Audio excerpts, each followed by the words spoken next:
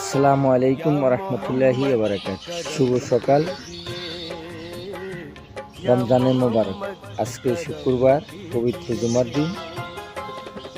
আসুন আমরা সবাই ইনশাআল্লাহ নামাজ পড়ব, জুমার নামাজ। আল্লাহ যেন আমাদেরকে সবাইকে তৌফিক দান করে।